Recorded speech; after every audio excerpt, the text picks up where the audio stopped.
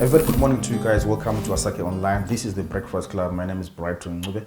Over the past few weeks, we've been talking about elections, taking out of office, politics, and so on.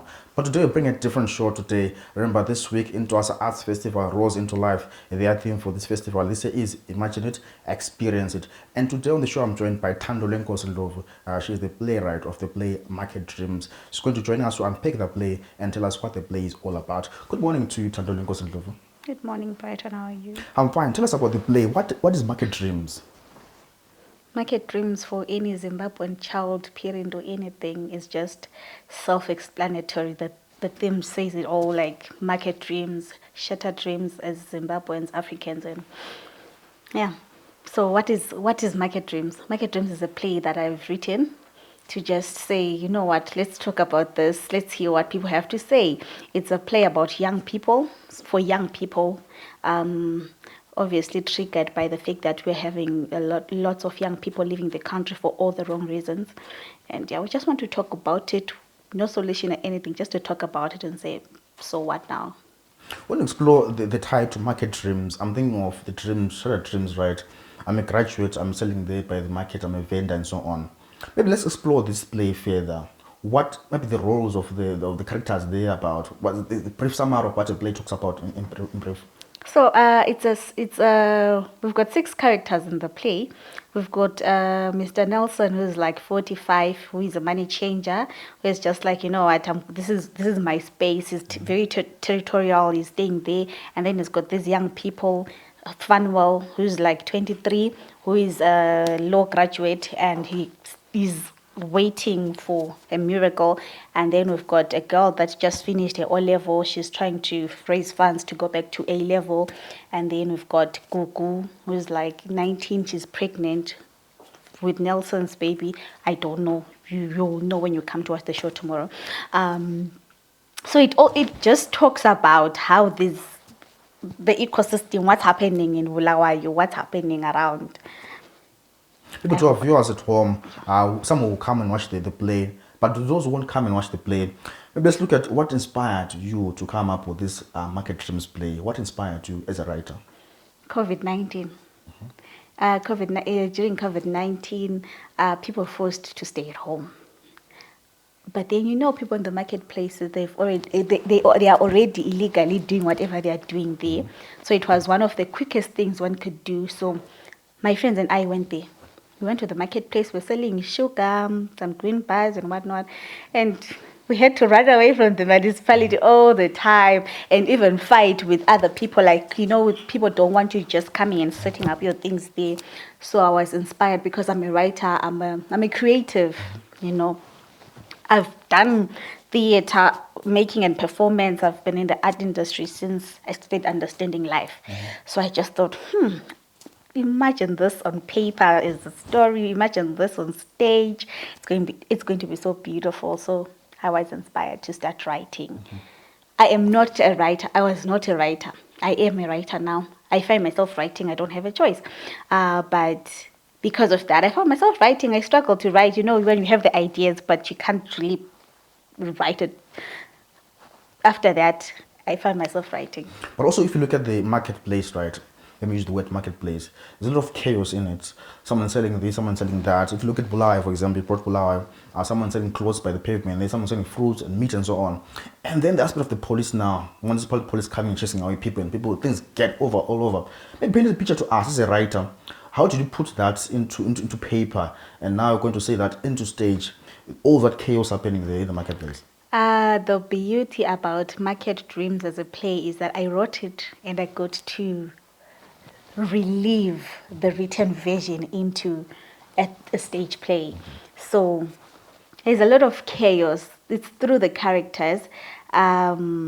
The municipality is represented by another lady that is there who is going through the most with those people setting up in front of her building because she's losing clients and all sorts. And yeah, so also I did a character, you know, that character research. Like I said, guys, let's go to the marketplace. The play is done. We have looked the play. Let's just go there, sit and watch what is happening at 6th Avenue there. We're watching people running away.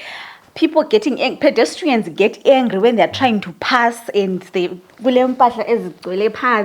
and you know, like, oh, that whole experience, it is there on stage. Are you coming to the show? Are you coming to watch the show? Yes, definitely I'm coming to the show. But also, besides the market trims played at Thando, there's other things that we've done. Maybe let's focus on the professional clown part. I know that you're a professional clown. Let's talk about that role that you do with other organizations. What's the main role of a professional clown? Clown. It depends. So Zimbabweans have got the wrong impression of what a clown is. So I'm a very kind clown. I am a soft clown. I love children. So my clown really deals with orphans and display it, and other children displays communities like the rural areas, you know, those kids that are not getting enough, with parents, of course. But so that's my clown. That's the kind of clown that I do. It's more like voluntary work. So yeah, I've just started an organization called K Clown Zimbabwe after I came from my clown tour with Clowns Without Borders USA, where we got to go to Chimanimani. I was on a tour for the whole month in June, where I got to explore and see what children in Mashonaland they are going through. It was sometimes you're performing and you want to cry, but you have to smile because you're trying to make those children feel loved, accepted, and all sorts. And so I just thought, if I can do it in Mashonaland, why not do it in Matebeleland? So I'm currently working with other orphanages right now and children's homes to provide them some clown entertainment. But then, because it's all voluntary for that, so in terms of getting money, I actually do clown for schools. And then I make those children pay. They all pay to watch me clowning, and I do have a team, so they watch us clowning, and then they pay us money, so we can charge, depending with the school, of course. You can charge $2 per child, $5 per child, and then we get that money, and then it allows us to then go to the rural areas to provide for the other children. But speaking of also schools, there's an aspect of mentorship right in it, where young school students, I saw there was the Ndebe Literature Festival past few weeks ago, where they were mentoring students in terms of arts and promoting arts and literature as well. Let's speak about the issue of mentorship. Do you mentor young students who are into literature, who are into arts? Do you go to other schools and do mentorship? Yes, very much. Actually, I am the director of an organization called Young Artist Development School. And our vision is to be the leading best young artist developers by 2026. So we've been going to schools, training them drama, training them all sorts of things, and yeah, mentoring them. I go to literature lessons, and specifically Northly at the moment in Dominican Convent, just to be a motivational speaker to the students. And I think it's yeah, guys, if I just joined us this morning on the Breakfast Club, my name is Brighton. I'm joined by Thandolwenkosi Ndlovu, the playwright of Market Dreams. So the play is going to be airing out, premiering today at in Harare, right? And also tomorrow in Bulawayo. Brief us about that. Yes, you know, right now the best place to be is either in Bulawayo or you're in Harare, so that you can get to watch those shows, especially if you're in Zimbabwe. You know, today the shows are going for $10 at Reps Theatre upstairs. Yeah, so That's Harare? Yeah, that's Harare. We're going to be providing them with double entertainment because, I mean, we are visitors, they're hosting us. So we want to give them the best. And then for Bulawayo tomorrow, it's going to be amazing. We are performing for people that know us, that love us. This theater, the play, I wrote it for Bulawayo Theatre Club because that's where I work. But then everyone in the cast is from Young Artist Development School. Like I told you, we mentor aspiring theatre people, so it's a whole variety. So either you're in Bulawayo or you're in Harare, you're guaranteed to have the best time because yards never disappoints. So in Bulawayo is going to be at Bulawayo Theatre, how much? Yes, Bulawayo Theatre $5, Harare Reps Theatre $10. So someone also get their ticket to watch the Bulawayo one and the Harare one. Where do you get their tickets from? For the Harare one, there are posters. You just go on the Mitambo International Theatre page, and then you just click on the link, and then you order your ticket online. And then for Bulawayo, you just contact Trace Donbaya or Cynthia, or just go to Art Gallery office number 10, and then you can get your ticket from there. Or you can just come tomorrow. We will be selling tickets at the door. Okay, cool. Let's go back to the issue of arts, right? There's been a huge outcry around issues of support from the government or artists not making money. Can you say in arts there's money in arts?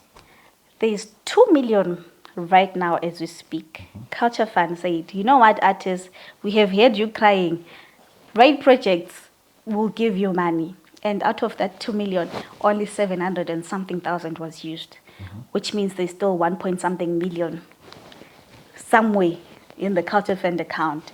So should I say there's no money in the art industry at the moment? But how supportive are people in terms of the audience? You've done plays before. Say you work for the Blythe Theatre, right? Yes. How supportive are people in terms of attending these plays? How supportive are they?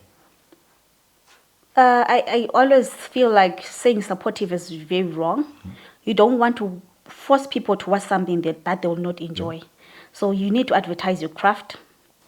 Then people will support something that they think this is going to be nice. It's like me eating umbita when I know I don't like umbita. I want inyama. So you want me to support you, sell chicken or buy chicken. So it depends.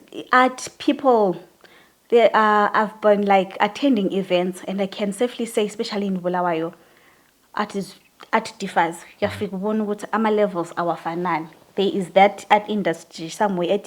You don't listen to our music, you don't do this. They are always complaining. It's another kind of drama. Artists, yeah, those guys that are working hard. They're not even trying to say, guys, come and support me. No, they're like people like MJ Sings, Lady Chawi. You'll never hear them saying, you're not supporting me or whatnot. No, they go for it. Whether today you have like like only 2 people coming to watch your show or what, because you work, they have people have a reason to come to the theater and watch your shows. For example, I know because I work at the theater, I've watched different people have shows, the organization and everything.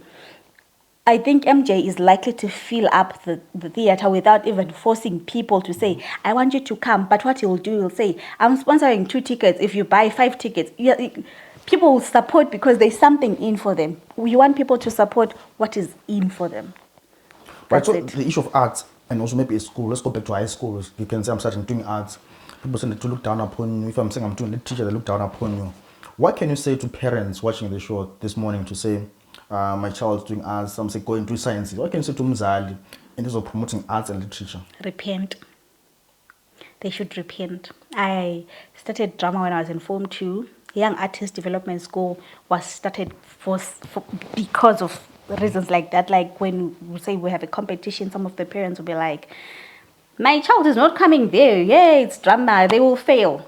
Look at Zimbabwe right now. We have got stuck graduates, low graduates, wasting time, doing all sorts of things. And life is over now. And they are busy trying to say, Children need those skills. They need to be involved in co-curricular activities. They need to be in drama. Why not be an artist?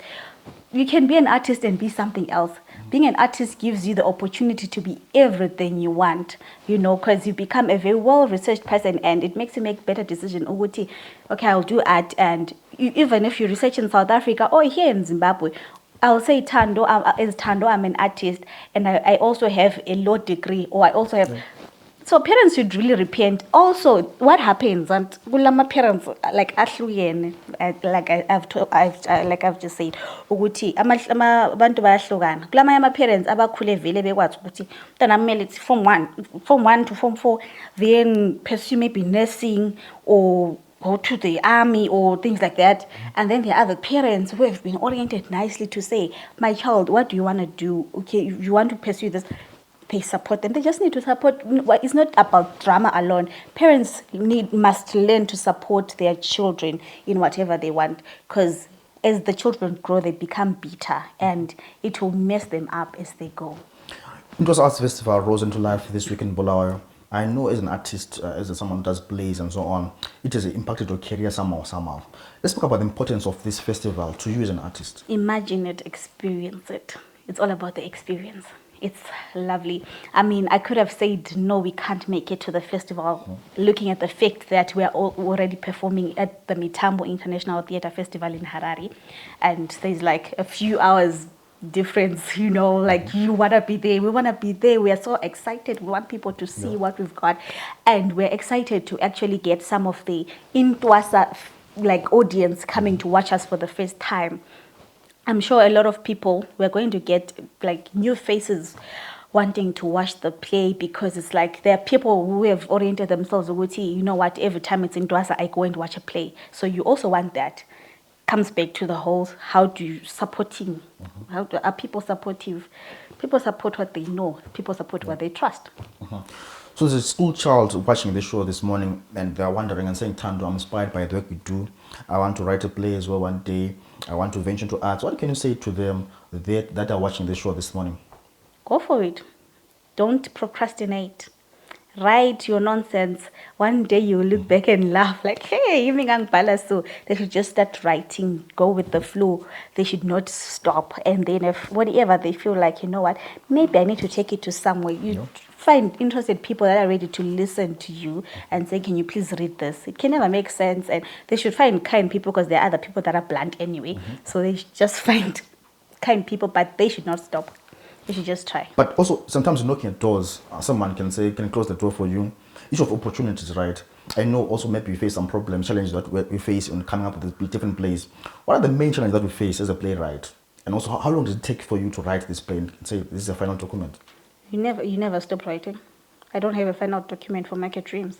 Soon after the shows, I'll be like, guys, come back to space. I'm thinking here we are just there and you never stop writing, especially when you're writing for stage. You're creating people need to relate. It's a live performance, so people need to relate. You cannot talk about ancient things, when people are talking about maybe elections so you update your work. So you need to stay updated. So you never stop writing. Challenges are, as a Zimbabwean, maybe challenges we are trying to type and then this goes. That's a challenge. But in terms of like proper, serious, life-threatening challenges, no. You just keep your work to yourself until you're ready to take it out. Because the minute you leave it with your mouth before you've done it, then you stop. Then that's a challenge because then you have stopped. So, I don't want to lie. I'm trying my best not to lie. I haven't hit serious challenges. So, we've just written the play. Lastly, Thando, what can you promise the fans, the audience, in terms of on today in Harare and also tomorrow in Bulawayo? What can you promise them? There's a camera there. Please talk to your fans, talk to the audience coming to the play, to watch the play today and tomorrow in Harare. There's something that you don't want to miss out. It's definitely Market Dreams. You know what? Just come through at only $5 in Bulawayo, and you get to experience love, laughter, pain, everything, all in one sitting. So it's something that you don't want to miss out. It's in Dwasa Festival. Imagine it, experience it. You don't want to miss out. And for those that are in Harare, Yads never disappoints. Known from Indodaga's Monaskana, why would we disappoint you today? Just come through and find out yourself. Thank you. Thando, thanks so much for your time. This one, all the best with your play in Harare and as well as in Bulawayo. Thank you, Brighton. Thank you.